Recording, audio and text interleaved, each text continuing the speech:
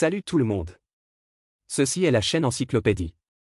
Le livre que nous interpréterons dans cet épisode est Prisonnier de nos pensées, les principes de Viktor Frankl pour découvrir un sens à la vie et au travail. Ne vous laissez pas tromper par le mot « pensée » dans le titre du livre. Ce livre parle principalement de problèmes émotionnels, c'est-à-dire de la manière de trouver le sens de la vie. Laissez-moi vous expliquer à l'avance, si vous sentez que vous n'avez aucune motivation ces derniers temps, que rien de ce que vous faites n'est intéressant, ou si certaines personnes autour de vous ont l'impression d'être tombées dans un burn-out professionnel ou un burn-out d'âge moyen récemment, alors je vous recommande d'écouter à ce livre. Ou partagez-le avec des amis qui en ont besoin. Maintenant, nous entrons officiellement dans le livre. Lorsque le mot « sens de la vie » est évoqué, beaucoup de gens peuvent avoir le sentiment que cette question est trop sérieuse, trop vaste et semble un peu éloignée de notre vie quotidienne. Oui, la plupart des gens ne gardent pas cette question à l'esprit, mais je pense qu'il existe au moins 3 situations dans lesquelles vous pouvez avoir un besoin particulièrement fort de sens. La première est que lorsque vous vous sentez démotivé, que devez-vous faire si vous ne vous sentez pas motivé? Cela nous amène au premier usage du sens, le sens est un moteur. Il y a une histoire que beaucoup de gens ont peut-être entendue, celle de 3 ouvriers du bâtiment qui construisaient un mur. Les passants leur ont demandé ce qu'ils faisaient. Le premier ouvrier a répondu avec colère, « Vous n'avez pas vu? Nous construisons un mur. » Le deuxième ouvrier a levé les yeux et a souri et a dit, « Nous construisons un grand bâtiment. » Le troisième ouvrier était particulièrement heureux, souriant partout. Il a dit, « Nous construisons une belle nouvelle ville. » Vous voyez, chacun ressent une signification différente derrière apparemment le même travail, et leur motivation au travail est complètement différente. Alors à part quand vous vous sentez démotivé, à quel autre moment avez-vous besoin de sens? C'est à ce moment-là que la vie atteint son point bas, car le sens est comme un parachute, qui permet d'atterrir en toute sécurité. Christopher Reeve, l'acteur du film Superman, a eu un accident alors qu'il participait à une course de chevaux en 1995. Il est tombé de cheval et s'est cassé la colonne cervicale, entraînant une paralysie totale. Mais Reeve a écrit dans son autobiographie « Am Stimme », « Je pense que les héros sont aussi des gens ordinaires, mais lorsqu'ils rencontrent d'énormes difficultés, ils peuvent toujours trouver la force de persévérer et d'endurer jusqu'au bout. » Vous voyez, dans le en pleine folie lorsque nous sommes dans une mauvaise situation, le sens peut nous aider à atterrir en toute sécurité et nous éviter de toucher le fond et de ne pas pouvoir nous rétablir. Cela signifie donc que c'est aussi un parachute. Alors à part être un moteur et un parachute, qu'est-ce que cela signifie d'autre? Autrement dit, le sens peut servir de boussole face aux choix de vie. Par exemple, Alex, l'auteur de ce livre, a été confronté à un choix difficile lorsqu'il a obtenu son diplôme universitaire, suivre les arrangements de son père et accepter un travail relativement confortable, ou trouver un travail stimulant mais intéressant. Alex a décidé de suivre son propre chemin dans la vie. Il savait ce qu'il voulait faire et ce qu'il ne voulait pas faire. Même s'il avait eu de nombreuses disputes passionnées avec son père, il pensait que de tels risques et efforts en valaient la peine. Vous voyez, à la croisée des chemins de la vie, lorsque nous devons faire un choix, donner du sens peut nous permettre de rester concentrés sur le fil de notre vie. Alors la question revient, comment trouver le sens de la vie? C'est plus facile à dire qu'à faire. Cela nous amène au livre d'aujourd'hui, qui en est à sa 3e édition depuis sa première publication en 2004. Dans cette édition, en plus de l'auteur original Alex Petzold, une co-auteure a été ajoutée, Hélène Danton. Hélène est l'épouse et l'inspiration d'Alex en raison de son expérience en affaires, il a une formation et une expérience tout à fait unique en matière d'innovation et de philosophie. Ce qui ajoute beaucoup d'intérêt et de vitalité à ce livre. Nous reviendrons sur les détails plus tard. En même temps, ce livre est étroitement lié à un livre particulièrement célèbre auparavant, à savoir « Vivre le sens de la vie », écrit par Viktor Frankl. En fait, ce livre et « Vivre le sens de la vie » sont de la même origine. L'objectif principal de ce livre est de savoir comment étendre la logothérapie à la vie et au travail moderne, c'est-à-dire permettre aux lecteurs modernes de trouver le sens du travail et de la vie inspirés par cette thérapie. Première partie. Puisque le contenu de ce livre s'inscrit dans la même veine que « Vivre le sens de la vie », si l'on veut comprendre ce livre, il faut d'abord parler du livre « Vivre le sens de la vie » et de son auteur Viktor Frankl. Qui est Viktor Frankl? Il est le fondateur de la logothérapie. Qu'est-ce que la logothérapie? En termes simples, c'est une méthode pour aider les gens à affronter la vie de manière positive et à s'efforcer de poursuivre le sens de la vie. Frankl est né à Vienne, en Autriche, le 26 mars 1905. Il a montré un côté inhabituel dès son enfance. À un âge où les autres enfants s'amusaient, il a commencé très tôt à réfléchir à une question, quel est le sens de la vie? Dans les mémoires de Frankl, il rappelle que lorsqu'il était enfant, il passait plusieurs minutes à réfléchir à cette question. À l'âge de 3 ans, il décide de devenir médecin. À l'âge de 16 ans, il prononce son premier discours public, intitulé « Le sens de la vie ». À seulement 19 ans, il avait déjà publié son premier article dans l'International Journal of Psychoanalysis. De 1930 à 1937, il travaille comme psychiatre à la clinique universitaire de Vienne, aidant les patients à trouver des moyens de donner un sens à leur vie. Tout semble bien se passer. Jusqu'au déclenchement de la Seconde Guerre mondiale, Frankl et sa famille furent arrêtés en septembre 1942 parce que Frankl était juif. À partir de ce moment-là, il commença à vivre comme prisonnier pendant 3 ans et fut emprisonné à Auschwitz et à Dax. Et 4 autres camps de concentration. Durant cette période, l'épouse, les parents et le jeune frère de Frankl moururent tous les uns après les autres parce qu'ils ne supportaient pas l'horreur de la vie dans les camps de concentration nazis. Comme cela a été douloureux, mais il a transcendé cette souffrance que la plupart des gens ne pouvaient supporter. Finalement, après la fin de la Seconde Guerre mondiale en 1945, Frankl a été libéré. En seulement 9 jours, il a écrit d'un seul coup le livre « Vivre le sens de la vie » et la logothérapie est née. Ce livre a influencé des générations de personnes et a été salué comme l'un des 10 livres les plus influents aux États-Unis par la Bibliothèque du Congrès. Je viens de vous présenter le livre « Vivre le sens de la vie » et son auteur Frankl. Revenons maintenant au livre dont nous allons parler dans cet épisode. Les 2 auteurs du livre d'aujourd'hui, Alex et Hélène, sont également de fidèles lecteurs de « Vivre le sens de la vie ». Tout au long de leur vie, à de nombreuses reprises à certains moments du livre, ils essayaient d'utiliser les idées de Frankl pour relever les défis de la vie et du travail. On peut dire qu'il était un véritable praticien de la logothérapie. De plus, ils ont également mené des recherches approfondies sur la théorie de Frankl, de manière systématique et complète. En 1996, Alex a visité la maison de Frankl et a proposé d'écrire une suite du livre basé sur la théorie de « Vivre le sens de la vie », dans l'espoir d'appliquer toutes les méthodes proposées par Frankl à la vie et au milieu de travail. Frankl était très heureux après avoir entendu cela. Il s'est appuyé contre la table, a attrapé son bras et a dit « Alex, tout ce que tu as à faire est d'écrire le livre ». Cette phrase a profondément touché Alex, alors nous avons voulu c'est ainsi que le livre y expliqué est né. Ce livre résume les enseignements théoriques de Frankl en 7 principes fondamentaux pour guider notre vie et notre travail et nous aider à trouver le sens de la vie. En parlant de cela, vous aurez peut-être encore l'impression que le sens du mot est un peu vide, mais si vous écoutez ces 7 principes, vous constaterez que cette méthode est en fait très efficace. Les 7 principes peuvent sembler beaucoup, mais en fait les 7 méthodes ont des liens logiques très étroits, je suggère donc que vous n'ayez pas besoin de vous souvenir des chiffres spécifiques. Suivons ces 7 méthodes étape par étape. Il a en fait une ligne principale, qui va de la manière de trouver le sens de la vie à la manière de retrouver le sens de la vie après avoir rencontré des difficultés et des revers. Tout d'abord, parlons de la façon de trouver le sens de votre vie. Comme nous l'avons dit précédemment, le sens est une expérience subjective. En d'autres termes, il n'est pas généré par une pensée logique ou une planification de conception à l'avance. Par exemple, ce que je veux faire, c'est donner le sens à ma vie. La signification de cette conception n'est peut-être pas réelle et elle peut ne pas être réalisée. Le sens est plutôt vécu dans la vie réelle. En d'autres termes, le sens n'est pas conçu, mais se heurte à la vie réelle. Par conséquent, la première étape pour découvrir le sens est d'entrer constamment en collision avec la vie, puis d'enregistrer les véritables sentiments générés dans ces moments de collision. N'oubliez pas que la clé de l'enregistrement ne réside pas dans les données, encore moins dans les comportements spécifiques. La clé est d'enregistrer d'abord les sentiments, c'est-à-dire pendant tout le processus comportemental, à quel moment vous vous êtes senti le meilleur ou le pire, et d'enregistrer les pires sentiments. Enregistrez les bons et les pires points, puis réfléchissez à la raison pour laquelle ces moments vous procurent de tels sentiments et à ce qui se reflète derrière eux. Que s'est-il passé à ce moment-là et qu'avez-vous ressenti? En d'autres termes, ne regardez pas le point final de ce comportement, vous devez trouver son sens à partir du processus et de votre propre expérience. Par exemple, le même groupe de personnes fait de la randonnée, et certaines personnes pensent que la chose la plus belle est de voir ses amis grimpeurs au pied de la montagne. Ce moment est le meilleur, alors peut-être que se faire des amis est ce que l'alpinisme signifie pour eux. Il y a aussi des alpinistes qui pensent que le meilleur moment est celui où ils montrent le chemin et atteignent enfin le sommet de la montagne, laissant les autres derrière eux. Il estime que c'est la meilleure sensation, c'est pourquoi l'alpinisme est pour lui le summum. C'est gagné. Il y a des gens qui ressentent le plus beau moment lorsqu'ils gravissent des montagnes. Lorsqu'ils sont à mi-hauteur de la montagne, ils regardent la ville au loin et le paysage. Ce sentiment est le plus beau. Pour eux, le sens de l'escalade est rapprochez-vous de la nature. Alors vous voyez, c'est le même acte de gravir une montagne, mais le sens ressenti par chacun est différent. De ce point de vue, le sens est en réalité très pratique. Il ne peut pas surgir de nulle part comme un rêve éveillé. Il doit s'utiliser pour avoir une véritable collision avec le monde et une véritable connexion avec d'autres personnes dans la vie réelle. Des problèmes surviennent au cours du processus. Après avoir trouvé le sens, la prochaine chose est évidente, vous devez vous concentrer sur l'axe principal de votre vie. Tout le monde comprend ce sens, nous n'en dirons donc pas plus ici.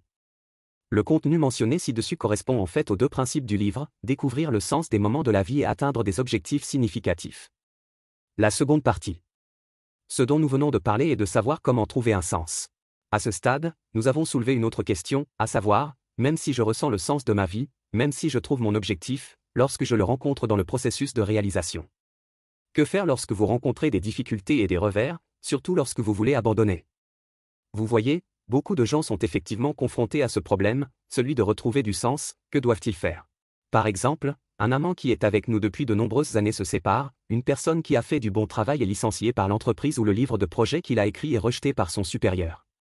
Des problèmes similaires peuvent être inévitables dans de nombreux la vie des gens, alors que devons-nous faire? Même si tout le monde sait qu'il faut rechercher le meilleur, la plupart des gens sont certainement amenés à se plaindre. Ainsi, lorsque ces mauvaises choses se produisent fréquemment, au fil du temps, nous pouvons avoir l'habitude de traiter notre vie et notre travail avec une attitude négative, tombant dans un état de victimisation et d'impuissance et incapables de nous en sortir. Mais l'auteur nous rappelle que nous avons toujours la liberté de choisir une attitude, négative ou positive. Nous seuls pouvons assumer la responsabilité du choix de nos attitudes, nous ne pouvons pas transmettre cette responsabilité à d'autres. À première vue, cette phrase semble assez inspirante. En fait, ce livre nous propose de nombreuses méthodes. La première méthode est très pratique et s'appelle les 10 exercices pour des résultats positifs. Tout d'abord, identifiez une situation de vie ou de travail qui est très stressante, émotionnellement négative ou très difficile, et notez les résultats positifs que cet état peut vous apporter ou vous a apporté. Bien sûr, le livre dit qu'il s'agit des 10 premiers résultats positifs, mais en fait, ce nombre n'est pas le plus important.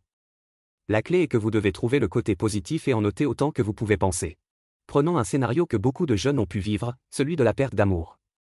Vous voyez, tomber amoureux semble assez triste, mais si vous y réfléchissez bien, cela peut-il apporter ne serait-ce qu'un petit peu de résultats positifs? Premièrement, vous constaterez que la vie de nombreuses personnes est devenue plus régulière une fois que vous n'avez plus besoin de rester en contact. Deuxièmement, la relation avec les membres de la famille devient plus étroite. Troisièmement, vous pouvez soudainement avoir une grande famille. Utilisez le temps pour faire des choses qui vous conviennent. Vous avez toujours voulu faire mais vous n'avez pas eu le temps de le faire, bien sûr, il y a d'autres choses. Certaines personnes peuvent commencer à réfléchir sur leur performance dans cette relation et découvrir qu'elles font aussi beaucoup de choses qui ne sont pas très matures. Finalement, ce sont aussi des personnes qui deviennent plus stables émotionnellement et plus matures après avoir traversé ces choses. Vous voyez, tomber amoureux est une chose triste, mais si vous y réfléchissez, il y a des conséquences positives, n'est-ce pas?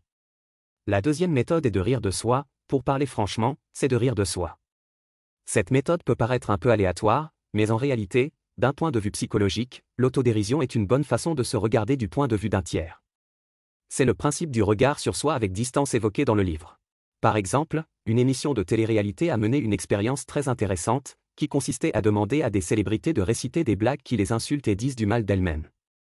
Vous constaterez que tout le monde n'est pas en colère après l'avoir lu, mais rira et se sentira très soulagé. Voyez-vous, de ce point de vue, l'autodérision d'une part nous dit « il n'y a pas besoin de se prendre trop au sérieux » et d'autre part elle dit aussi aux autres « je m'en fiche de ces petites choses », ce qui non seulement libère des émotions mais apaise également l'atmosphère. La troisième méthode est la méthode des intentions contradictoires. En termes simples, il s'agit de faire le contraire. Parfois, les actions ou la mentalité d'une personne ne dépendent pas de votre état du moment, mais de la tendance de votre personne tout entière. En d'autres termes, quelle que soit la situation dans laquelle vous vous trouvez, vous devez créer une tendance positive pour vous-même. Lorsque vous rencontrez des difficultés, ce qui est un dilemme en soi, comment créer cette tendance à la hausse? C'est très simple. Vous faites face à votre peur la plus profonde. Pour parler franchement, cela signifie supposer que cette chose est encore pire, un peu pire qu'elle ne l'est actuellement. Que pouvez-vous faire d'autre? C'est vrai, vous pensez d'abord au pire des cas. Après avoir réfléchi au pire des cas, vous constaterez qu'à ce moment-là, j'ai terminé l'expérience de pensée et j'ai déjà expérimenté à quoi ressemble le point le plus bas. Ce qui arrive peut m'aggraver, tout ce qui arrive à ce moment-là doit m'améliorer. Par conséquent, tout changement qu'une personne ressent dans cet état doit être une force ascendante.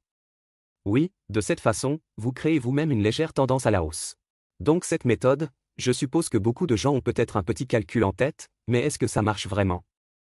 L'auteur a effectué de nombreuses inspections et expériences réelles et a constaté que cette méthode fonctionne. Par exemple, Frank avait un patient, un comptable, qui pendant un certain temps était si désespéré qu'il a failli se suicider. Pourquoi? Parce qu'il souffre du spasme de l'écrivain depuis de nombreuses années, ce qui signifie que chaque fois qu'il prend un stylo pour écrire, sa main sera extrêmement douloureuse et spasmée.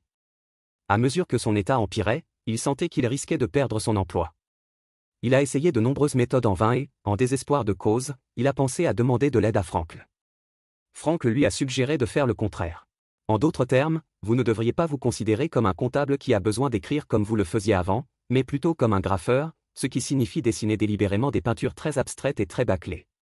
Vous voyez, pour une personne qui écrit fréquemment, laissez-la imaginer qu'elle ne sait plus écrire, mais qu'elle est un graffeur très amateur et très mauvais. Pour lui, cette situation est déjà extrêmement mauvaise et ne peut pas être pire. En conséquence, après que cette personne ait pensé de cette façon, c'était étonnant qu'elle soit capable d'écrire des mots relativement soignés. Pourquoi cela arrive-t-il? En fait, c'est parce que lorsque cette personne imagine qu'elle est un graffeur, elle se met déjà dans la pire situation qui ne peut être pire. À ce moment-là, quand il reprend la plume, peu importe ce qu'il écrit, ce qu'il ressent en réalité, c'est que je fais des progrès, parce que j'étais un mauvais gribouilleur avant, alors maintenant, tant que j'écris mieux qu'avant, je ressens un petit progrès et j'aurai alors plus de confiance pour surmonter ces problèmes et m'améliorer de plus en plus. En fait, pour parler franchement, la soi-disant méthode des intentions contradictoires consiste à utiliser une peur exagérée pour vaincre la peur. Tout comme l'a dit l'auteur de ce livre, la peur elle-même est le père des faits qui provoquent la peur. De plus, je voudrais d'ailleurs vous dire une chose très intéressante, c'est-à-dire que la méthode des intentions contradictoires peut également être utilisée pour traiter l'insomnie. La peur de l'insomnie ou une concentration excessive sur l'endormissement peuvent en fait rendre l'endormissement plus difficile. Le moyen le plus simple de surmonter cette peur est d'arrêter d'essayer de s'endormir et d'essayer de faire le contraire, c'est-à-dire de se coucher le plus tard possible. En d'autres termes, une attention excessive à l'endormissement créera une anxiété d'anticipation de ne pas pouvoir s'endormir, alors faites le contraire, ne dormez tout simplement pas, attendez d'être extrêmement somnole, puis allez dormir, pour vous endormir bientôt. La méthode qui vient d'être mentionnée est appelée la méthode de l'intention contradictoire. En fait, il y a un autre résumé de cette méthode dans le livre. L'auteur l'appelle le principe de ne jamais faire les choses contre sa volonté. Cela peut être un peu difficile à comprendre ici. Est-ce que cela a à voir avec le fait de faire des choses contre votre volonté? En fait, c'est très simple, lorsque nous ne pouvons pas faire face aux peurs de notre cœur ou aux souffrances de la vie, nous faisons souvent beaucoup de choses contre notre volonté. La méthode dite des intentions contradictoires, imaginant à l'extrême la pire situation de cette affaire, n'a-t-elle pas pour but de nous faire affronter les difficultés et les souffrances de la vie? La dernière méthode et le dernier principe du livre est d'oser se dépasser. Cette phrase semble un peu cliché, mais l'auteur estime que beaucoup de gens ont une incompréhension sur le dépassement de soi. Que pense-t-on habituellement du dépassement de soi? C'est ce que je fais mieux qu'avant. Par exemple, en course à pied, j'ai couru 10 km aujourd'hui, demain je peux courir 20 km et après-demain je cours un peu plus vite. Vous voyez, c'est ce que beaucoup de gens imaginent comme le dépassement de soi. Mais l'auteur estime que faire mieux ne signifie pas se surpasser. Alors, que signifie se transcender? Cela signifie que vous pouvez élargir l'étendue et la dimension de votre vie de différentes manières, c'est-à-dire vivre une vision plus large de votre vie. Si je devais utiliser un mot pour le décrire, ce serait l'expression « plus grand que soi » que beaucoup de gens disaient dans le passé, ce qui signifie vivre un soi plus grand. Par exemple, la célèbre joueuse de tennis Andrea Jagger a pris le temps de rendre visite aux enfants malades dans les hôpitaux du monde entier lors de sa tournée de tennis. Après la fin de sa carrière de tennis, elle a décidé de consacrer sa vie aux enfants en phase terminale et de leur créer des opportunités de vivre une vie meilleure en dehors du service. Elle a donc créé la Fondation pour les enfants et construit la Ferme de l'Espoir pour s'occuper des enfants souffrant de cancer et d'autres maladies mortelles. Un jour, dans une interview accordée à l'émission « Datlin » de NBC, lorsque le journaliste lui a demandé « Comment voulez-vous que les gens se souviennent de vous ?» Andrea a répondu sans réfléchir « Je n'ai pas besoin que les gens se souviennent de moi. Je veux que les gens se souviennent de moi. » Les gens peuvent se souvenir de ces enfants. Bien sûr, le but de parler de cette personne n'est pas de la féliciter, mais d'illustrer un phénomène, c'est-à-dire que si vous élargissez un peu vos horizons, vous constaterez que beaucoup de gens sont réussis au sens du monde. Après cela, ils feront quelque chose d'un peu différent, c'est-à-dire qu'ils ne se concentreront souvent plus sur leur domaine précédent, mais trouveront des moyens d'aider davantage de personnes et d'élargir les dimensions et la valeur de leur vie. Pour un autre exemple, Franck a un jour résumé le sens de sa propre vie en une phrase. Il a écrit ses réponses sur une feuille de papier et a demandé aux élèves de deviner ce qu'il avait écrit. Après une réflexion tranquille, un étudiant a surpris Frankel avec une réponse. L'étudiant a dit « Le sens de votre vie est d'aider les autres à trouver le sens de leur vie. » Exactement, a déclaré Franck. Vous avez dit exactement ce que j'ai écrit. Alors, de ce point de vue, quel est le sens? Ce n'est pas un nœud isolé, c'est un réseau, quelque chose qui se crée dans le réseau tissé par les gens. En parlant de cela, avez-vous remarqué que nous avons parlé des utilisations du sens et de la façon de trouver du sens, mais nous n'avons jamais dit ce qu'est le sens et nous ne lui avons jamais donné de définition logique. Alors, a-t-il une définition claire?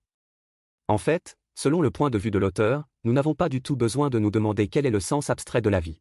Comme l'a dit Frankl, chacun a sa propre mission. Cette mission ne peut pas être remplacée par d'autres et votre vie ne peut pas être répétée. De cette manière, les tâches de la vie de chacun sont spécifiques, et les opportunités pour accomplir ces tâches sont également spécifiques. Par conséquent, le sens est différent pour chacun et il n'y a pas de réponse absolument correcte, seulement la réponse qui vous convient. Bien entendu, ni l'auteur ni Frankl ne nie l'existence d'un sens ultime. Une telle métaphore existait autrefois, et je pense qu'il est plus approprié d'expliquer cette question. Autrement dit, lorsque vous regardez un film, il est composé de milliers de plans. Chaque plan a sa signification et sa signification, mais la signification de l'ensemble du film ne peut être connue avec certitude tant que vous n'avez pas regardé le dernier plan. Cependant, si nous ne pouvons pas comprendre le sens de chaque plan, alors nous ne pouvons pas saisir le sens du film dans son ensemble. N'est-ce pas là le sens ultime de la vie? Ce n'est qu'au moment de la mort que l'on peut révéler le sens complet de la vie, et ce sens ultime dépend de la prise de conscience, au mieux de ses capacités, du sens potentiel de chaque situation au cours de la vie. Passons maintenant en revue le contenu principal de ce livre. Ce livre nous dit que si nous regardons toujours notre vie et travaillons avec une attitude négative et pensons que nous sommes impuissants à changer, cela équivaut à nous mettre dans une prison spirituelle et à perdre la liberté de choix. Pour trouver le sens de la vie, nous devons sortir de cette prison que nous nous sommes imposée et ne plus être prisonniers de la pensée. Alors, comment utiliser les principes évoqués dans le livre pour trouver le sens de la vie? D'abord, comment trouver du sens? Nous disons que le sens n'est pas créé, encore moins conçu, mais né de la collision entre la vie réelle et le monde réel. Deuxièmement, dans le processus de concentration sur la ligne principale, si vous rencontrez diverses difficultés et défis, faites de votre mieux pour réfléchir à la question de savoir si ces choses peuvent apporter des résultats positifs. En même temps, vous pouvez également essayer la méthode des intentions contradictoires, qui consiste à réfléchir au pire des cas. Une fois que vous aurez compris le fond, il n'y aura plus rien à craindre dans votre cœur. Enfin, un point particulièrement important est que nous devons inscrire notre vie dans un réseau social plus large et vivre notre vie dans une plus grande mesure, c'est ce qu'on appelle un véritable dépassement de soi. C'est la fin de ce programme, quelles sont vos différentes opinions à ce sujet? Bienvenue à laisser un message pour discuter avec tout le monde. Et, si vous aimez notre chaîne, abonnez-vous à nous. Ah, n'oubliez pas de l'aimer.